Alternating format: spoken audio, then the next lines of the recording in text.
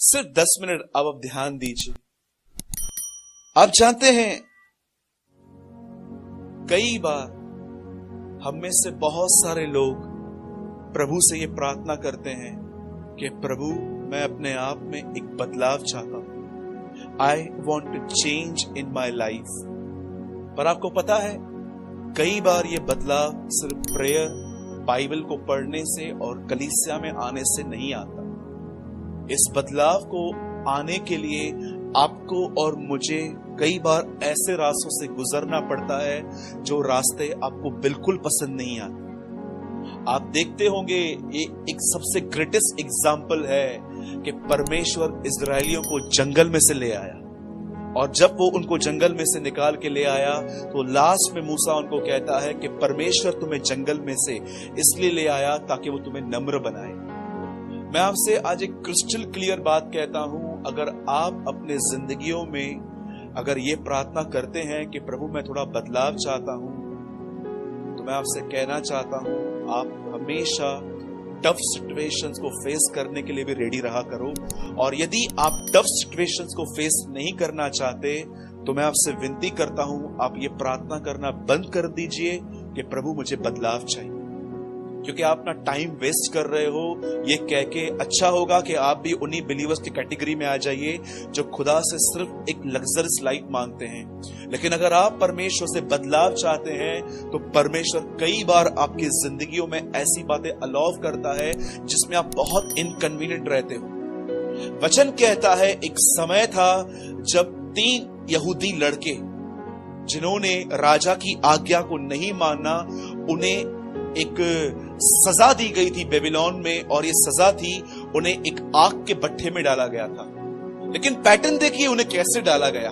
उनको सॉक्स पहनाए गए, उनके पैर और हाथ बांध दिए गए, उन्हें कपड़े पहनाए गए, और वचन कहता है कि उन तीनों यहूदी लड़कों को कॉल शद्रक, मेशक, अबेदनगो जब उन्हें पकड़ा गया तो आप जानते हैं वहां पर क्या हुआ। उन्होंने उसे पकड़कर सीधा उस आग में डाल दिया। और आपको पता है, ये आग जो थी ये नॉर्मली नहीं, ये 7 गुना अधिक धक्काई गई थी। क्योंकि राजा को इतना गुस्सा आया था जब उन्होंने कहा था कि हम आपके सामने खड़ी हुई मूर्ति को हम लोग नहीं झुकेंगे, वी नेवर कॉम्प्रोमाइज, बिकॉज हम यहूदी हैं। यहोवा की व्यवस्था कहती है कि उसको छोड़ हम किसी को ईश्वर करके नहीं मान सकते। और जब राजा ने देखा कि ये लोग मेरे सामने इतने एटीट्यूड में बात कर रहे हैं, राजा ने कहा एक काम करो, इन लोगों को भी ऐसे नहीं मारना है, इनको भी एक और काम करना है। पहले तो उनको बांधो, और बांधने के बाद आप जानते हो बाइबल के अंदर क्रॉस के बाद अगर कोई सबसे खतरनाक डेथ है तो ये है। मूसा की व्यवस्था में पथराव मिलता है, रोमी क्रूज पे चढ़ाते हैं, और ये जो इराक गवर्नमेंट है वो एक आदमी को या तो आग में फेंकती है या शेरों के सामने फेंकती है, और चाइना गवर्नमेंट कम से कम छाती में बहुत सारी गोलियां मारती है। आप जानते हो ये सबसे भयंकर डेथ थी उनके लिए। आपको पता है, जब उन तीनों लड़कों को कंधे पे बांधा गया, ऐसे कंधे पे रख के, क्योंकि उनके हाथ तो पैर बंधे हुए थे, वो चल तो सकते नहीं है अभी, उन्हें जब यहां पर बांध के यहां पर रखा गया और जैसे वो आग में उन्हें वहां पर फेंका गया, कुछ समय के बाद बाइबल कहती है राजा उस आग को देखने के लिए वहां पर आया। और आप जानते हो, वहां पर उस आग में राजा ने एक ग्रेटेस्ट मिरेकल देखा। आप जानते हो ये मिरेकल क्या था? सब लोग कहते हैं ये मिरेकल था कि वो लोग नहीं जल रहे थे। ऐसा नहीं है। आपने बहुत साल ये सुना होगा कि वहां पर सबसे बड़ा चमत्कार ये था कि वो जल नहीं रहे थे। पर मैं आपको बताऊं, एक चीज उनके जीवन में पूरी तरह से जल चुकी थी। अब मैं आपसे एक बात पूछता हूं, वो कैसे फेंके गए थे? हाँ, बांध के फेंके गए थे, लेकिन अब वो अंदर चल रहे हैं। क्या आप जानते हैं, जैसे वो उस आग में गए, एक चीज जल गई, रस्सियां। बाकी और कुछ भी नहीं जला, सब चीजें वही थी। कोट वैसा था, मोजे वैसे थे। क्या आपको पता है कई बार जो हमारे अंदर बंधन होते हैं वो कैसे टूटते हैं? आपको पता है बॉन्डेज क्या होता है? बंधन क्या होता है? बॉन्डेज वो चीज होती है जिस चीज पे आपका कोई सेल्फ कंट्रोल नहीं है। It is called bondage. किसे कहते हैं बंधन? समझिए, आप एक आदमी को देख रहे हैं जो हमेशा कुछ बातों का एडिक्ट रहता है। हमेशा जब स्त्रियां उसके सामने से जाती हैं, वो अपने आप को रोक नहीं पाता है उनको देखने से। या कुछ लोग ऐसे होते हैं जो सालों से उन्हीं पापों में चलते रहते हैं, पर उसमें से निकल नहीं पाते हैं। आपको पता है इसको क्या कहते हैं? इसे कहते हैं बॉन्डेज, इसे कहते हैं बंधन। शैतान बांध देता है उन लोगों को अंदर से ऐसी सी बातों में। और कई बार जब हम प्रभु से कहते हैं, प्रभु हमें यहां से बाहर निकाल, हम अपने स्वभाव से परेशान हैं, तब परमेश्वर कई बार आपको ऐसी सिचुएशंस में भेजता है जहां पर लोग आपके ऊपर डोमिनियन करते हैं, लोग आपके ऊपर रूल करते हैं, आप कॉन्स्टेंटली कुछ प्रॉब्लम्स में चलते रहते हैं। वो एक आग है जहां पर हमारे अंदर बंधन टूट जाते हैं, खत्म हो जाते हैं हमारे अंदर। और जब वो वहां से बाहर निकाले गए, लिखा है उनमें से कोई बदबू नहीं आ रही, पर एक चीज उनके अंदर से जल गई। कितनी बहनें हैं जिनको ये अनुभव है कि आपको प्रभु ने मदर इन लॉ नहीं मदर इन लॉ दी थी? सच बताइए, कोई बहन है आप जिसने एक्सपीरियंस किया हो कि ब्रदर मुझे प्रभु ने मदर इन लॉ नहीं दी है, मदर इन लॉ दी थी? डू यू नो, बहुत बार ऐसा हुआ है जब आप जॉब करने के लिए जाते थे, वहां पर कैसे लोग मिलते थे, बिजनेस करते समय कैसे लोग मिलते हैं, लेकिन आप शांत में रहते हो, परमेश्वर पर निर्भर रह के काम करते रहते हो और आप अंदर सहन करते रहते हो। मेरे भाइयों और बहनों, मैं आज आपको इनकरेज करना चाहता हूं कि जब भी आपको परमेश्वर इस आग में ले जाए, जब आप देखो कि आप इनकन्वीनियंट लाइफ जी रहे हो, खुदा पर भरोसा रखते हुए चलते जाओ, खुदा पर भरोसा करते हुए निकलते जाओ, कुछ नहीं होगा। मैं आपको सच कहता हूं, ये आग आपको जलाएगी नहीं, ये आग आपको एक बेटर पर्सन बना देगी, वो आपको एक अच्छा इंसान बना देगी। याद रखिए, पतरस कहता है तुम्हारा विश्वास जो आग में तपाए गए सोने की तरह है, यीशु मसीह के आने पर वह महिमा और आदर पाएगा।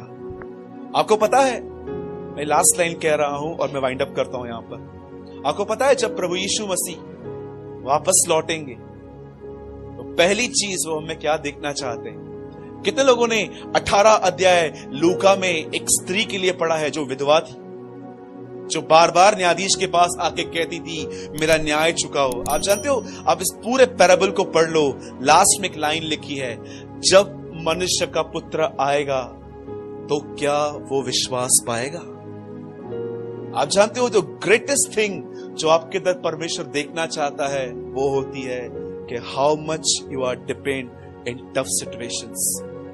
कल संडे था, मैंने एक बात बताई थी कल कि बहुत बार हमें पता नहीं चलता कि परमेश्वर की इच्छा हमारे लिए क्या है, लेकिन एक बात में आप प्रभु की इच्छा क्रिस्टल क्लियर मैं आपको बता सकता हूं जो लिखी गई है कि परमेश्वर की इच्छा यह है कि तुम सब बातों में उसे धन्यवाद दो।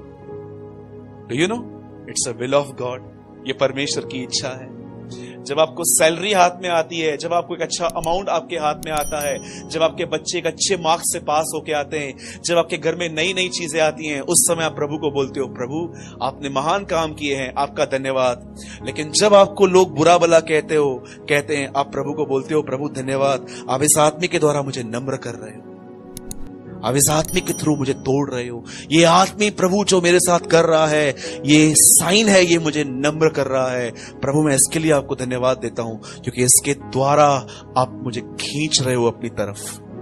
मैंने कितने लोगों को देखा है इतने ठंडे थे, लेकिन जब वो जॉब में जाते हैं और उनका बॉस उनको चर्च नहीं आने देता, या तो कई बार वो नहीं पहुंच पाते हैं, वो रोते हैं प्रभु के सामने। बहुत सारी चीजें, इसलिए पौलुस कहता है सब बातों में, जब तुम्हारे बच्चे सिर्फ अच्छे मार्क्स लेकर आते हैं, तुम्हारे घर में बहुत अच्छा पैसा आता है, सिर्फ उस समय नहीं लेकिन अपनी टफ सिचुएशन में भी परमेश्वर को धन्यवाद देना सीखिए। आप जानते हो जब आप धन्यवाद देते हो, आप परमेश्वर से जानते हो क्या कहते हो, प्रभु आपका धन्यवाद, और इनडायरेक्टली आप डेविल को बोलते हो तू मेरे लिए कितनी भी डिफिकल्टीज अरेंज क्यों न कर, मैं अपने खुदा का शुक्र करना नहीं भूलूंगा, चाहे कुछ भी हो जाए। तुझे जितना अरेंज करना है मेरे लिए कर, तुझे जितना टफ करना है कर। I will give thanks to my lord, क्योंकि मैं जानता हूं मेरे सामने रोमियो 8:28 है जिसमें लिखा गया है तुझे जो करना है कर, परमेश्वर सारी बातों से मिलकर मेरे लिए भलाई पैदा करेगा। से आमीन। कितने लोग बिलीव करते हैं? हर चीज में लिखा है उसका धन्यवाद दो। और दूसरी इच्छा यह है कि प्रभु की इच्छा यह है कि तुम पवित्र बनो, अर्थात व्यभिचार से बचे रहो। ये कुछ इच्छाएं प्रभु के सामने लिखी है। मैं आपको सच कहता हूं, ये परमेश्वर की इच्छा है। हम कभी भी अपने माइंड में किसी के लिए एडल्ट विचार न रखें। आपको पता है ये बात लिखा है वहां पर, आप पढ़िए। आप प्रभु की इच्छा कब कैसे जानेंगे जब तक आप उसका वचन नहीं पढ़ेंगे। परमेश्वर की इच्छा यह है कि तुम उसे धन्यवाद दो, और परमेश्वर की इच्छा यह है कि तुम पवित्र बनो, अर्थात व्यभिचार से बचे रहो। पढ़ा होगा आपने वचन, राइट? सबको जय मसीह की। प्रभु आपके साथ है। 2 लेसन हमेशा याद रखिए, प्रभु हमेशा आपके साथ है, ताकि एक दिन वो आपको ऐसा कह सके, वेरी गुड। और दूसरी बात, प्रभु आपके साथ है, वो बंधनों को तोड़ने के लिए आपके साथ है।